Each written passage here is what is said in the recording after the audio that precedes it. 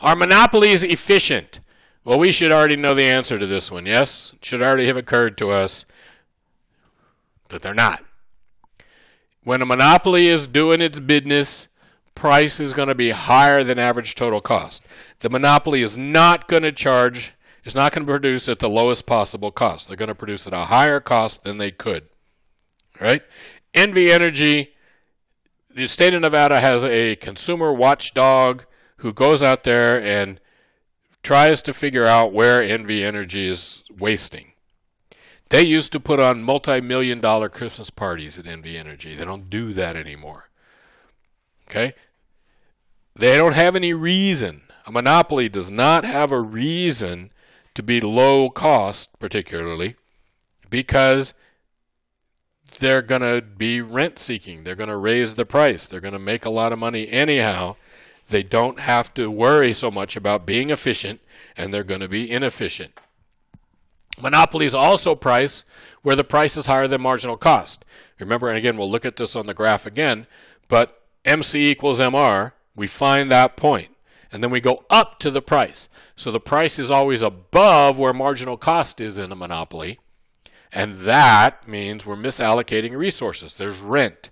It means that the monopoly is getting money it didn't earn, and it's therefore taking that money away from somebody else. So we don't have resource allocative efficiency, and we, yes, don't have productive efficiency. We don't have either of those two kinds of efficiencies. Therefore, eliminating monopoly meets the criteria for Pareto optimality.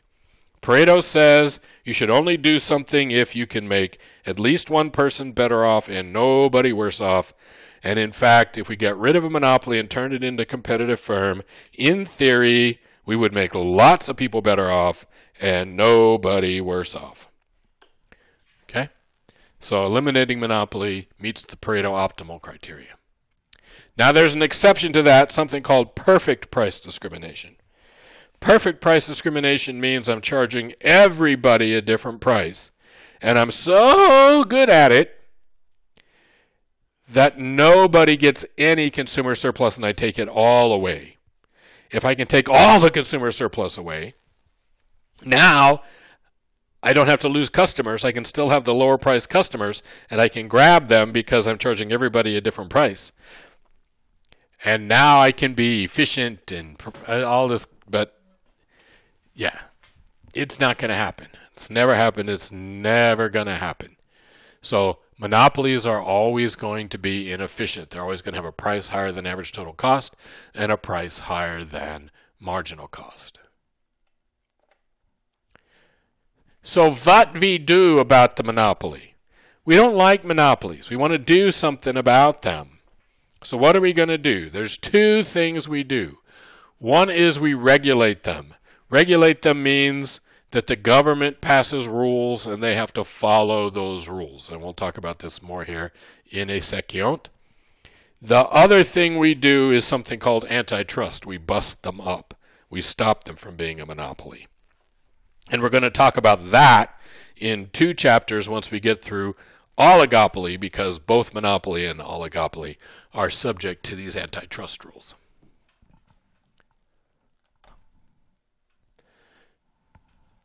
So even though I just said that, we are going to just tease you about antitrust. I put these 3 logos up there for a reason. AT&T used to be the only phone company. AT&T was a monopoly. If you made a phone call, you made it through AT&T. Service was terrible. When you made a long-distance call, it was like, "Hi, Grandma. Can you hear me, Grandma?" It was horrible. And they charged a lot of money. I lived in San Diego for a year. I lived in a place called Solana Beach, which is on the beach. My office was in San Marcos, which is inside, 20 miles away inside. They charged me 35 cents to call the office. Let me repeat that. I lived 20 miles from my office. They charged me 35 cents to call my office. 35 cents. Okay? These are things one can get away with when one is a monopoly. So AT&T got split up into 21 different companies, some of which are still around. Google is sort of a monopoly, and they have been investigated and dealt with a number of times by the government, and Microsoft is sort of a monopoly. Okay? Microsoft changed some of the things that they do because the government sort of made them.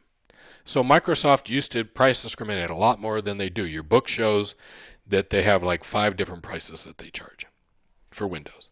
They used to have maybe 100 different prices. And if Bill Gates liked you, you got a low price. And if Bill Gates didn't like you, you got a high price. So IBM was selling PCs and Dell was selling PCs. And Bill Gates didn't like IBM, but he liked Dell. And so Dell got a better price than IBM got. The government made them stop doing that. Okay? No? Well, we'll go, when we get to antitrust, we'll talk about this, but there's a long history between Microsoft and AT&T, and between AT&T and the rest of the computing world, and it's very interesting, and we'll come back to that. Okay. So, regulation, the government passes rules, we have to follow them. You have to wear safety glasses here. You need to wear a mask here. You've got to wear protective clothing here. You've got to, wear rubber booties before you walk out into the radiation. You got to wear earphones. If the head covering when you're outside, you see the guys at the airport, and they've got these big headsets on to block the noise coming out of the airplanes. Okay? Those are all government rules and regulations. We have rules at UNLV that we need to have elevators, and we need to have classrooms that you can get into, be accessible, that kind of thing. Okay? So some of the regulation we do is for health and safety purposes, right? We don't want you to bust your eardrums, so we make you put those headphones on. We want to protect your eyes, we make you wear safety glasses. Okay? If you're at a construction site, you have to wear a hard hat. That's health and safety regulation from the government. Number 2, we regulate when resources are scarce. There's only so many places you can put a radio station. I don't know if you listen to real radio, but FM radio runs from 88 to 108. And all the stations have to have a number somewhere between 88 and 108. That means there's a limited number of radio stations that can exist. How do we allocate those radio frequencies? Well, the Federal Communications Commission does that. It's the same thing with cell phones. Cell phone is a radio. If you haven't figured that out, you should. Cell phones are radios. That means they need frequencies, and how many frequencies go to cell phones, and how many frequencies go to Wi-Fi, and how many frequencies go to radio and television and all these other things. Somebody has to decide that, and that somebody is the Federal Communications Commission. So they're allocating a scarce resource. If you look at airports, there's a limited number of gates at airports. How do we decide how those scarce gates get allocated among all the different airlines? The FAA does that. The federal government does that. Okay? And then we regulate to control monopoly. Sometimes we decide we need to have a monopoly. So we issue a public franchise, for example, or we issue the patent or the copyright, and then we put in rules to control that monopoly. Okay? So there's 2 theories of this. One is that the reason regulation is around is good is that this social interest theory that the government can operate in the interest of society. If we leave the monopoly alone, you may have read or heard about the EpiPen thing that was going on. These EpiPens that people need because they're going to die if they don't. Right? If they get an allergic reaction, they need to be able to take this EpiPen and zap themselves with it so they don't die. The price of those things went from $100 a piece to $900 a piece for no reason other than the company that makes them could. And it was a huge controversy and people got fired and the prices of EpiPens have changed. Okay? Social interest theory says the government can have the interests of society at heart, while the monopoly never will, and therefore regulation's a good thing because the government is interested in society. The other theory, though, is what's called capture theory. And capture theory says the people who work for the government are underpaid and overworked, and their real interest in life is not to work for the government, but to get a much better job working for a company. Which means that the government agencies that do the regulating are often very friendly to the companies that are being regulated, because the people who work for that government agency figure they can get a nice job at the company that they're supposed to be regulating. Okay? The Gaming Control Board in Las Vegas in the 60s would not let foreign people or corporations own casinos. They would not let foreign persons or any corporation own a casino. And their statement was, well, it's too hard to license them. Well, it's not too hard to license them.